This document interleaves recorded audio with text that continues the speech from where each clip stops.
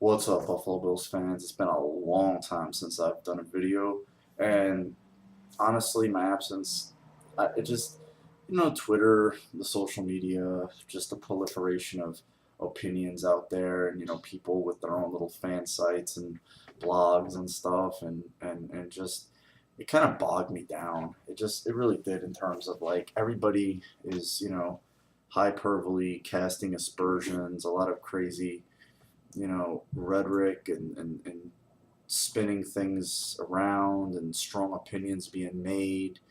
Um, I just, you know, I just kind of, and especially with the tumultuous off season and everything to do with the team in terms of, the losing culture, not having been to the playoffs in 14 years, the Patton deal, who was going to be the defensive coordinator, Ralph's passing, um, the draft being so far removed from the combine and free agency and waiting for that and then seeing what they did and it made it fun, the speculation and stuff, but it got to the point where you were just talking at nausea about the same things and just going back and forth.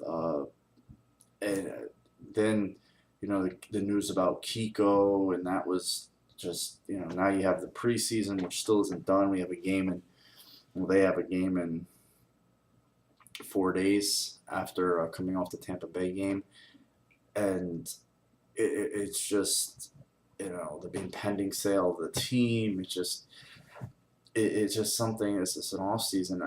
You know in everything that I just mentioned, I think as a fan base as a whole, we're just beaten up. We are beyond beaten up. We're shell shocked. We're punch drunk. We have an inferiority complex as it is. Just the small market team and just a little bit of threat of the team being moved. Just a mention of it makes us sick to our stomachs. It's just we're just tired, and the slightest hint of anything negative just sends us to that brink of here we go again. It's never going to change. It's never going to work. You know, which ties into yesterday, the first half, which was a very ugly first half. There was no rhythm. It was just bad in terms of a lot of things. And having rewatched the game with a clear head in terms of just watching it, not as a fan, just watching it. There was some things that were just ugly, questionable, and that made sense. And it's not about play calls or anything like that, but the AJ's interception, Chandler falls. What can he do? I mean, Andrew Luck threw a clear interception yesterday. Kenny Vaccaro he just basically, I say he undercut it, but he made a beautiful interception off of a pass to Kobe Fleener. It was a nice play. Um, Peyton Manning, threw an interception. It happens. He throws it into a crowd and a ball gets moved 1 inch or two one way and it gets picked.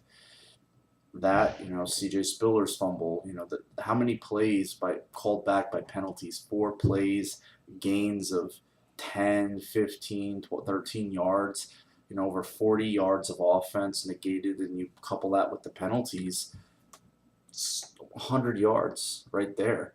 And then what are you, a 3rd and 40? That 3rd and 40 series, that was unbelievable. You have no play in your playbook for that. And then you have I'm sorry. You have the absence of Watkins with there you go, just another thing that will pile onto us as Bills fans. He gets knee in the ribs. We're waiting to hear. It seems like it's nothing too serious. They're being cautious with him as we all hold our breath and wait. And he didn't play much of the Steeler game, and you have to believe with what they did to acquire him that he's going to be a big component offensively for them, what they're going to do now, present and future. They're going forward. He's going to be very integral. Rookie, no rookie, it's guns blazing, away we go with this guy. So him not being there affects what they're doing. Glenn, his first game back, the right side of the line moving around. And when you have a young quarterback like EJ, who they said from the beginning needs development, it's tough. And I'm not trying to give him excuses. We have a 10-game sample, some preseason games, whatever. But it's still, you want to have as much continuity and consistency as possible. It's like Jim Kelly. I use him as an example. And everybody wants to play the spin game. Well, they're going to spin their argument to say why EJ will be good. They're going to spin their argument to say why he'll be bad. And a lot of people, it sucks that there's so-called Bills fans out there that want to see him fail just because they want to stand on the table, pound their chest, and say, I was right. I was right. I told you he wasn't going to be any good. He sucks. And if you're a fan of a team and you want a guy that wears the uniform of the team you play for to fail, you're not really a fan of that team. You're not a fan at all. I don't know what you are. You're miserable. You're a miserable person. But back to the point, Jim Kelly, arguably the most celebrated player. I didn't even touch on his illness or the recent situation with, Alan Branch. It's just been a crazy offseason. But getting back to Jim Kelly, a guy who didn't even want to be in Buffalo. He gets drafted, rather go play in the USFL with the Houston Gamblers, and does for 2 years. Has to sit out quite a bit of football because he has his shoulder in Miami was destroyed his senior season. It was badly messed up. Still gets drafted in the first round by the Bills. Rather go play in USFL, and does from 2 seasons, 84 to 85. Which was a very much a passing league. A lot of wide open offenses played in a spread offense, run and shoot offense. Ricky Sanders, I believe, was one of his wide receivers. It was NFL quality players. It was pro football. Reggie White played in USFL. Tons of guys who went to the NFL played in USFL. Herschel Walker, a lot of guys. And it was, he threw 600, 500 passes, and he went to the NFL having had that 2 years experience, 26 years old. And he was not a world beater his first few years. He wasn't. He didn't put up eye-popping numbers. He wasn't considered one of the elite quarterbacks in the league. His first 2 seasons, the team lost. The team was a winning team in 88, I believe. They were 12-4, but his statistics were not good. He was not, 15 touchdowns, I think 17 picks or something. He was just not good. He followed it up with, remember the bickering Bills of '89. They were 9-7. He was very inconsistent. He finally found his real footing in the '89 season, and he was injured that year, missed some games, and then the emergence of, Reich came about in that season. But yeah, it took time for him. Even then, in a different era of football where there was, a lot more running. And the Bills at their peak in the early 90s were a running football team. They were. They were never an aired out, we're going to just spread you. They could throw effectively when they needed to, and that's what made them really effective. They can throw effectively when they wanted to, and they can run effectively when they wanted to. And that's what made them special. But they were a running football team first and foremost, especially in the latter years as Kelly's ability started to dwindle. But my point is, if you look at the quarterbacks and their progressions in the NFL, not just Kelly, but all of them, they all have a different story to tell. There is no tried and true formula to say this guy will be good, that guy won't be good because there's this, and this. There's these so many indicators to tell you for sure. The fact is we just don't know. We don't know about EJ. He seems like he has it in terms of the fire. We saw him on the sidelines yesterday being very animated. And I think he probably called himself out. He had to. There was, Marone admitted it, that he was aiming the ball. He admitted it in the press conference. So those things need to be worked out. They need to practice hard these next 2 weeks. And they need to get on the same page offensively, figure out who the starting 5 is on the O-line, get all the receivers right, and get them in line. And away we go. And that's all I'm going to say about him. He's a young kid. They invested in him. They're going to start him. People like Mike Rodick and other people that want to make their bones, knocking these guys and talking smack about their completion percentages or blurting them out on Twitter, just please go somewhere. A guy that's never even had shells on, let alone pads. And I'm not saying I'm some ascending opinion or expert, but there's just a lot of guys out there in the media, I have to say, that use these players and certain opinions as a stepping stool to other opportunities for themselves to get their faces out there, not to report news, but to just report something that will gain attention or reaction, unfortunately. But yeah, EJ just needs to play. He needs to play. That's it. First and foremost, he needs to play. Now, the rest of the team. This Alan Branch situation is one of the most weird situations I've ever seen with a player in a Bills uniform. I mean, who had an odder stay with the Bills than Alan Branch? I mean, they signed him last year to a contract. Doesn't come to the OTAs, which is, you want to make a good first impression on new coaching staff, new scheme. He doesn't show up. Okay, whatever. He ends up, he makes a team. He passes a conditioning test. This and that. Seems to curry favor with the staff. They like him and the organization. They signed him to a contract extension. Again, this offseason, he doesn't show up. Marone says he hasn't heard from him. Whatever. It's okay, that's weird. They're optional, but whatever. Shows up, fails a conditioning test. I guess that really pisses Marone off. And it just got worse from there. The reduced playing time, to have their first day back after, sorry about that. And it never fails. I'm making a video when this starts, but okay. And he's drunk, pulled over, DUI, and the coach has to go through a third party to talk to him. That is bad. I mean, I don't know. That smirks of a guy who doesn't want to play for Buffalo, be in Buffalo, or doesn't have a passion for the game anymore. Just plays for money, which a lot of guys do. I mean, people don't want to accept that. A lot of these guys merely play for money. It is a job and stuff, but I think that's what separates the really great players from the players that are just there.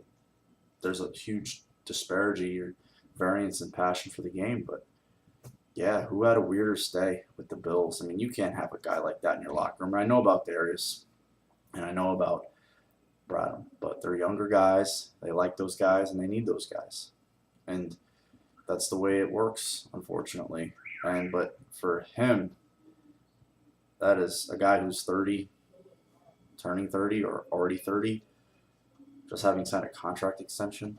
It's just, what's wrong with this guy? Some guys just lose it. It's very strange. But enough about him.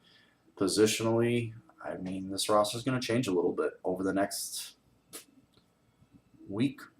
It's going to change. We're going to have some new faces. There's a 10-man practice squad now. That's new news. And I think probably some of those faces will come from other teams that we don't know. Can't always sit there and look at the roster and say, well, this guy's practice squad, that guy's practice squad. There could be other guys that they're earmarking, maybe even for the 53. There's a very high possibility that they are for the 53, because if you want a guy in your 53 and the only thing the other team is offering him is a practice squad, he's going to take the chance to get on somebody else's 53 for sure, because of the money and the opportunity and you name it. And that's one thing more back to EJ. He did come out and have a good, collectively the offense had a really good second half to start the third quarter. And everybody will say, well, it was, his detractors will say, it was against the twos. And I'm trying to be in the middle ground, but twos play in the NFL a lot. Injuries and sub packages and whatever. They play. They play. There's not really such a thing. There's not really a thing as threes. The threes are inactive. And there's what? Seven or eight. Yeah, 7 of them. Not many. There's not many. There's very few healthy did not plays. When you have the 46, it usually all of them play. Whether it's phases of special teams, some component of the base defense or the sub packages, they're playing. So I don't care who he did it against. He came out, he looked better, and that's what mattered. Because if it was the other way, it would be DEFCON for 100%. 0 for 10 and 2 more picks. But anyway, some of the position battles are very, very interesting. The last wide receiver spot, I think, is pretty much, easily is such a good special teams player. It's hard to say. And, leading, I think he was second or he led the league in special team tackles, or he was in the top 3. I think Marone kind of tipped that Powell and Bradham, Powell and Preston Brown are in line to start at Chicago in place of Bradham for that game. So he kind of tipped that Powell will probably make the roster and be one of those core special teams guys. I only think they're going to keep 5 linebackers. And the reason for that is, in a pinch, I think you can shift Manny Lawson back to one of the outside linebacker positions, strong side linebacker. You can move him back out there, and he can be serviceable for you, obviously. So that's okay. Corbin Bryant and Stephon Charles have been really good. They look like they're guys that are getting better. The safety position, other than Aaron Williams, is I think Searcy has earned his spot as the strong safety.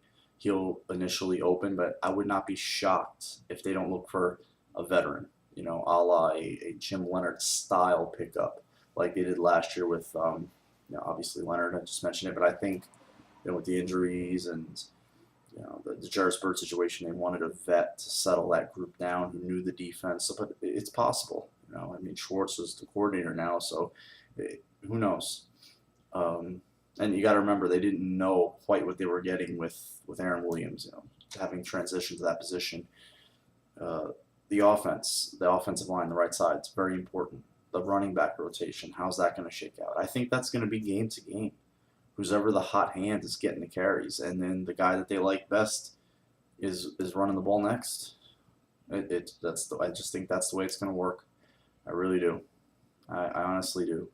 And if it's CJ, it's CJ. If it's Fred, it's Fred. It's Bryce, it's Bryce. It's Dixon will get some I think really hard grunt work, but that's the extent of it. An interesting thing that's developed in the last week or 2 weeks is the backup quarterback.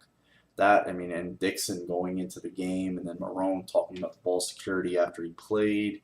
It's like, this team could be looking outside the organization for a veteran quarterback. They're going to wait to see who gets cut. A guy I endorsed today on Twitter was, people are going to go blah, but, beggars can't be choosers at this point, was Jordan Palmer. I endorsed him because I feel he's a veteran. He knows his place. He can play if he has to. If he has to, he can play. And you saw the work he did with Blake Bortles in terms of his mechanics and his footwork, and everybody talks about how those have improved and how he got that much credit for that. He's a veteran set of eyes on the sidelines, in the quarterback room, which will only benefit EJ. They're a similar size in terms, EJ obviously being the more mobile, better athlete. And he's been there in Chicago for 2 years. Knows that Trestman offense. Who are the Bills playing opening day? And I know your playbook goes from this to this, game to game, but still, that guy is a pretty heady guy. And that would be, I think, a very important component to have on your roster. Just having that, because you never want your backup to play. You don't want that. That's a bad situation. That means your starter is hurt or he's bad. I don't care. I just want EJ to play. I want to see him develop. I want to see him grow. Because then what are you doing? You're looking for a broken down veteran, somebody doesn't want, or you're sitting there hoping and praying to hit the lottery in the draft. Even if it's a first round pick. Sam Bradford, my God, poor guy. Look what happened today.